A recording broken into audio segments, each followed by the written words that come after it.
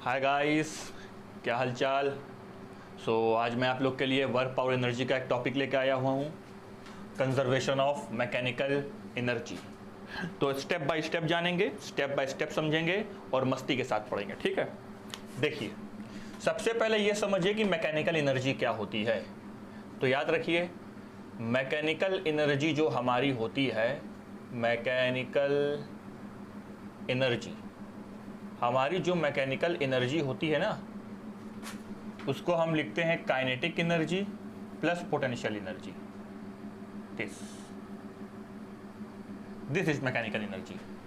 दो एनर्जी का सम ही mechanical energy कहलाता है, kinetic energy plus potential energy. ये हमारी मैकेनिकल एनर्जी हो गई, ये हम सीख गए।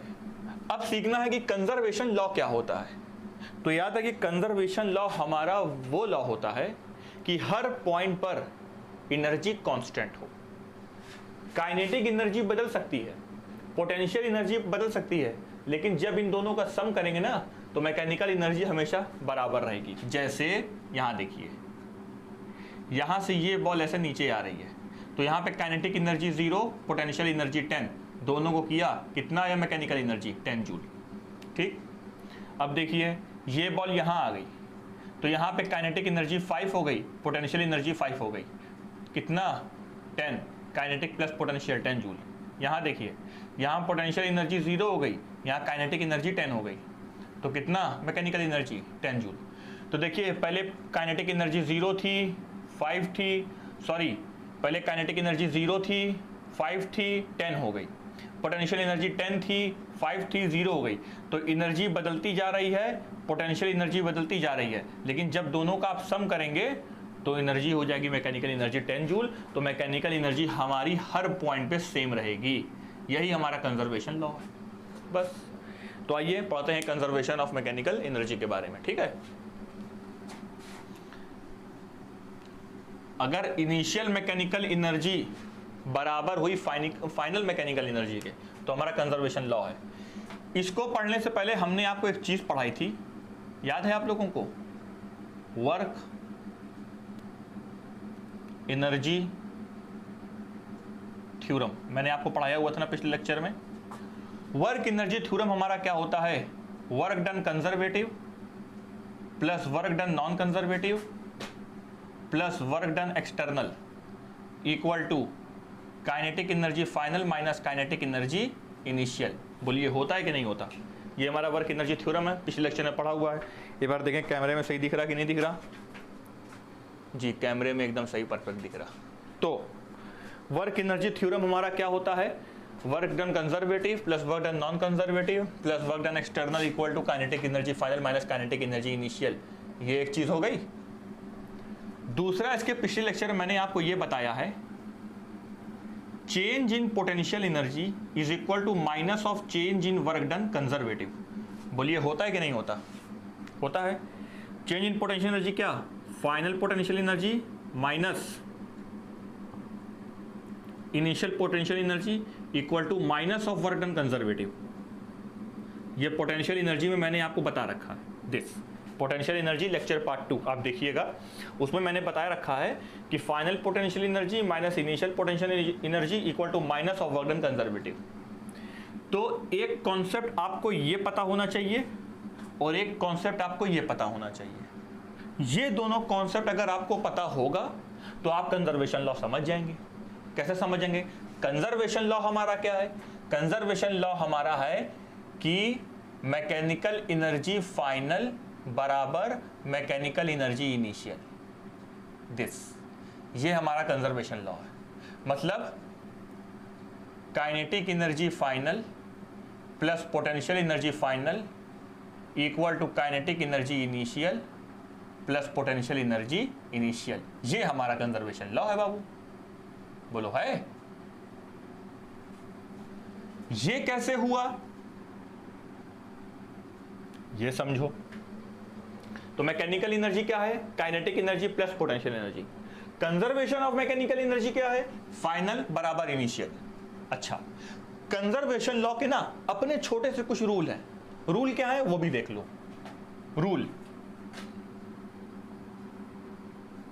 रूल ये है कि जब भी मैकेनिकल एनर्जी हमारी कंजर्व होती है, हम मैकेनिकल एनर्जी कंजर्व चाहते हैं, तो याद रखिएगा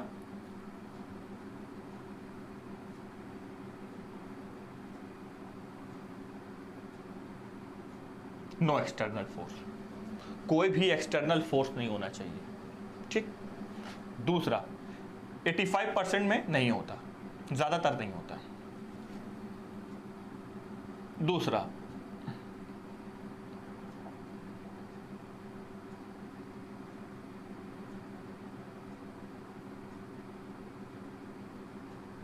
no non conservative force, non conservative force भी नहीं होना चाहिए। नॉन कंजर्वेटिव फोर्स हमारा कौन है? फ्रिक्शन, मैंने पूरा बता रखा है।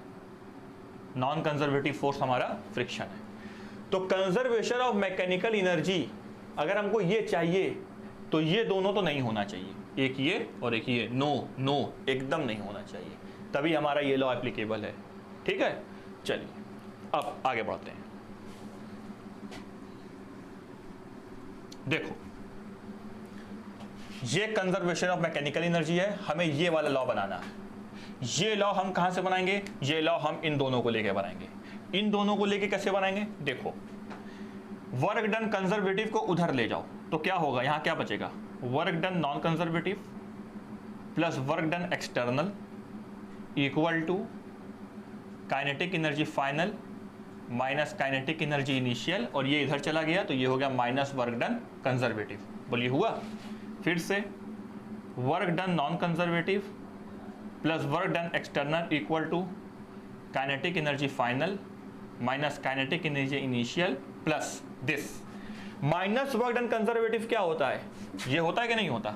माइनस वर्क डन कंजर्वेटिव को हम ये लिख सकते हैं पूरा, तो इसको हमने लिख दिया u final minus u initial. बोलिए अब फिर से, अगर हमें कंजर्वेशन लॉ चाहिए तो कंजर्वेशन लॉ में क्या नहीं होना चाहिए? नॉन कंजर्वेटिव फोर्स नहीं होना चाहिए। तो नॉन कंजर्वेटिव फोर्स नहीं होगा तो वर्क डन भी नहीं होना चाहिए, तो ये चीज जीरो हो गई। कंजर्वेशन ऑफ मैकेनिकल एनर्जी में क्या नहीं होना चाहिए? तो आंसर एक्सटर्नल फोर्स नहीं होना चाहिए। एक्सटर्नल फोर्स नहीं होगा तो वर्क डन भी नहीं होगा, तो मतलब ये दोनों क्वांटिटी को हमें जीरो करना पड़ेगा, तो इनको हमने जीरो कर दिया। दिस जीरो, तो क्या बचा? Zero equal to kinetic energy final minus kinetic energy initial plus potential energy final minus potential energy initial. Final वाली क्वांटिटी एक तरफ ले गए, इनिशियल वाली क्वांटिटी एक तरफ ले गए, तो ये क्या बना? तो ये बना काइनेटिक एनर्जी फाइनल, माइनस को उधर ले आइए तो ये हो गया काइनेटिक एनर्जी इनिशियल। इस माइनस को उधर ले आइए तो ये हो गया plus potential energy initial equal to ये क्या? Kinetic energy final plus potential energy final. This is our conservation law. This बोलिए, इजी है कि टफ है? बहुत इजी है। वर्क एनर्जी थ्योरम हमें पता है, चेंज इन पोटेंशियल एनर्जी मैंने बता रखा है, इसको उठा के खाली उधर ले जाना है, इसको उठा के बस बन गया कंजर्वेशन लॉ। ठीक। और अगर कहीं एक्सटर्नल फोर्स और नॉन कंजर्वेटिव फोर्स दे देता है तो आप ये वाला फॉर्मूला लगा सकते हैं। दिस, परेशान मत होइए, न्यूमेरिकल मैं सारे कराऊंगा। ठीक है, तो आप घबराइए मत, ये सारी चीजें मैं आपको पढ़ा। तो अभी फिलहाल आप ये जानिए कंजर्वेशन ऑफ मैकेनिकल एनर्जी क्या है। This is conservation of mechanical energy. Mechanical energy initial बराबर mechanical energy final. Mechanical energy होती क्या है? Kinetic energy plus potential energy. और कंजर्वेशन लॉ क्या होता है कि हर पॉइंट पर दोनों का सम सेम होना चाहिए, भले ये दोनों अपने आप में अलग अलग हो लेकिन सेम होना चाहिए। ठीक है, चलिए आइए इसका छोटा सा प्रूफ करते हैं।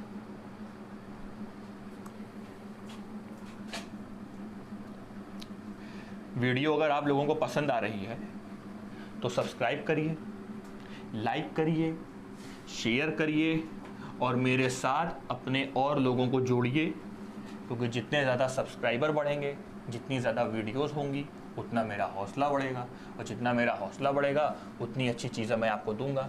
एक बात याद रखिए, एक IITian ही बता सकता है आपको कि IIT कैसे क्वालिफाई करना है। चलो भाई देखो,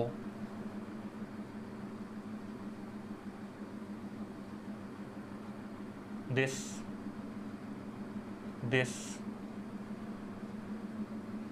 ये है हमारा केस 1।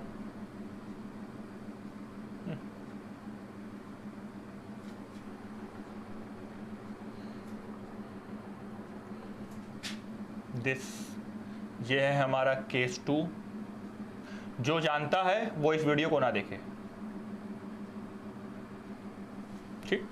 और जिसको मेरा चैनल सही समझ में नहीं आ रहा है वो सब्सक्राइब ना करे, ठीक है।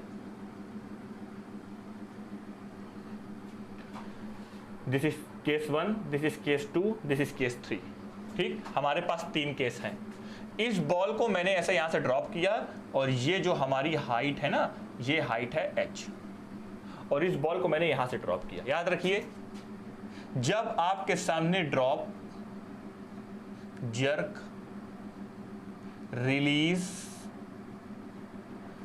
रेस्ट, ये सब वर्ड यूज हो ना, तो याद रखिए उसमें इनिशियल वेलोसिटी हमेशा 0 होती है। क्या होती है? 0। तो सुनिए,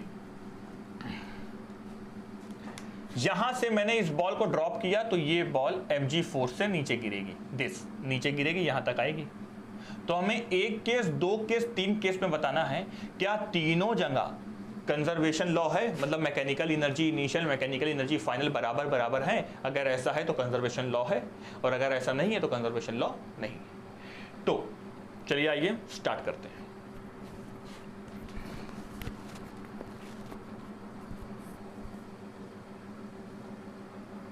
देखिए,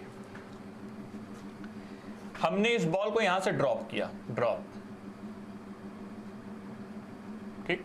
जब हम इस बॉल को यहां से ड्रॉप करेंगे तो यहां पे इनिशियल वेलोसिटी 0 होगी। अगर यहां पे इनिशियल वेलोसिटी 0 होगी तो काइनेटिक एनर्जी का फॉर्मूला क्या होता है? काइनेटिक एनर्जी का फॉर्मूला होता है हाफ mv²। तो वेलोसिटी 0 तो काइनेटिक एनर्जी हमारी क्या होगी? काइनेटिक एनर्जी हमारी 0 होगी। कोई दिक्कत? कोई दिक्कत नहीं। अब ये बॉल इस पोजीशन से कितना ऊपर है? तो आंसर h हाइट ऊपर है। अब फोर्स कहां लग रहा है? नीचे। डिस्प्लेसमेंट कितना होना है? h।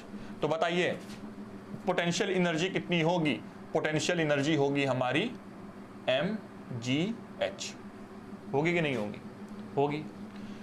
अब मैकेनिकल एनर्जी निकालना है। मैकेनिकल एनर्जी क्या होती है? Kinetic energy plus potential energy, और 0 प्लस mgh करेंगे तो कितना आएगा? mgh। तो याद रखिए पोजीशन नंबर 1 पे मैकेनिकल एनर्जी कितनी है? mgh। तो 2 पे भी कितनी होनी चाहिए? mgh। 3 पर भी कितनी होनी चाहिए? mgh। तभी हमारा लॉ एप्लीकेबल है, ठीक। चलो अब इस जगह निकालते हैं। जब मैंने इसको यहां से ड्रॉप किया था तो इसके पास वेलोसिटी नहीं थी, और जैसे ये जहां जाने लगा और यहां पर आ गया तो इसके पास वेलोसिटी आ गई, ठीक। मान लो यहां से यहां तक ये डिस्टेंस x चला। कितना चला? x। तो बताइए यहां से यहां तक ये कितना चलना है और इसको कितना चलना है? तो आंसर है h माइनस x और चलना है, ठीक है ना। टोटल हाइट h है, अगर यहां से यहां तक x चला है तो यहां से यहां तक h माइनस x चला है। टोटल हाइट 100 है, तो अगर यहां से यहां तक 40 चला है तो यहां से 100 माइनस 40 चला, मतलब 60 और चलना है, ठीक। अब दूसरे केस में देखिए, काइनेटिक एनर्जी इसके पास कितनी है? तो देखो काइनेटिक एनर्जी कितनी है। तो काइनेटिक एनर्जी का हमारा फॉर्मूला होता है, इसके पास वेलोसिटी आ गई है हाफ mv²। यहां पे इसके पास कितनी वेलोसिटी है हमको नहीं पता, वो वेलोसिटी हम निकाल सकते हैं। कैसे निकालेंगे? आंसर काइनेमेटिक्स का इक्वेशन लगा के। Third equation v² minus u² equal to 2as। So v² और u² तो 0 था तो ये 0 है, इक्वल टू 2। a कितना लग रहा है? तो आंसर ग्रेविटी g।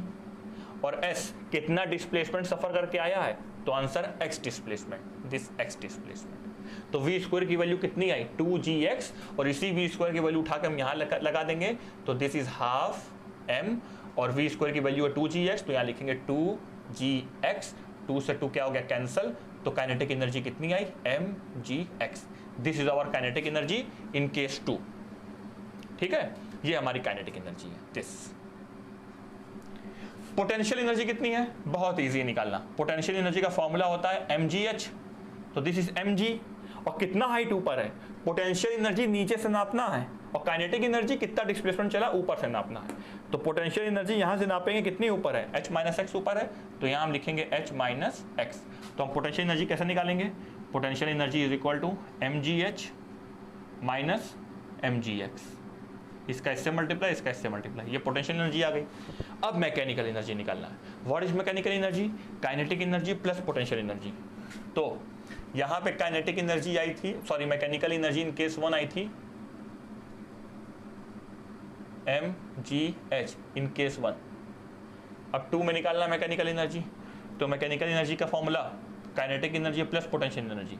तो यहाँ मैकेनिकल एनर्जी कितनी आएगी, काइनेटिक एनर्जी कितनी है mgx प्लस पोटेंशियल एनर्जी कितनी है mgh minus mgx minus mgx plus mgx cancel.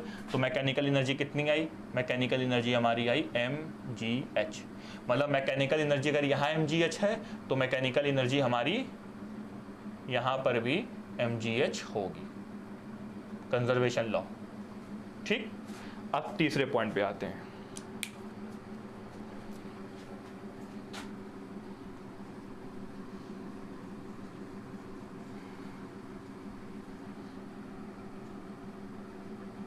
तीसरा लॉ देखिए, दिस इन दिस पोजीशन, जब ये बॉल पूरी यहां आ गई तो इसके पास टोटल वेलोसिटी हो गई v, कितनी, काइनेटिक एनर्जी कितनी है, हाफ m v स्क्वायर। तो this is equal to half m, kinematics का तीसरा इक्वेशन लगाइए, v square minus u square बराबर 2g।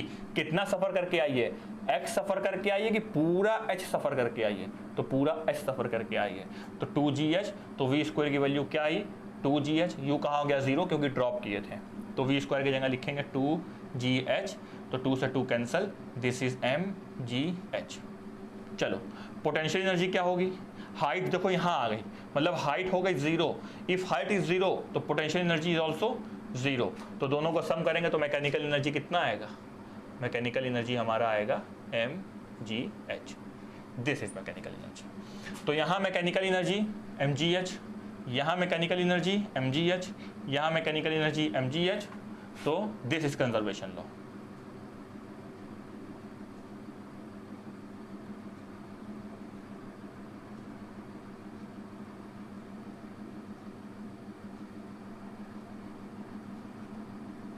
मतलब मैकेनिकल एनर्जी यहाँ इनिशियल कितनी थी mgh, फाइनल पे मैकेनिकल एनर्जी कितनी है mgh। तो हम बोल सकते हैं मैकेनिकल एनर्जी इनिशियल बराबर मैकेनिकल एनर्जी फाइनल। ये हम एक चीज सीख गए।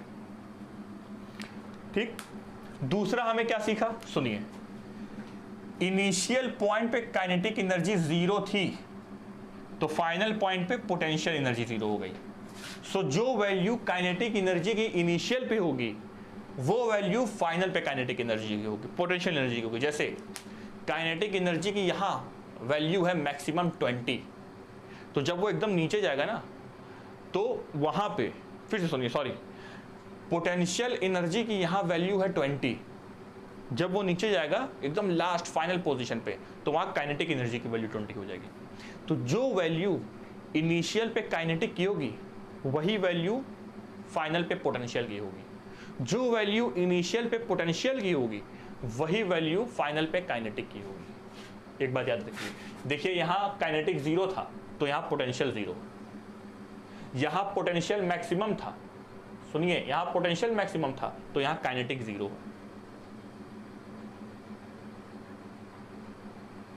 पोटेंशियल नहीं, फिर से यहाँ काइनेटिक 0 था तो यहाँ पोटेंशियल 0 है, यहाँ पोटेंशियल मैक्सिमम था तो यहाँ काइनेटिक मैक्सिमम है। हाँ बात वही थी, ठीक है ना।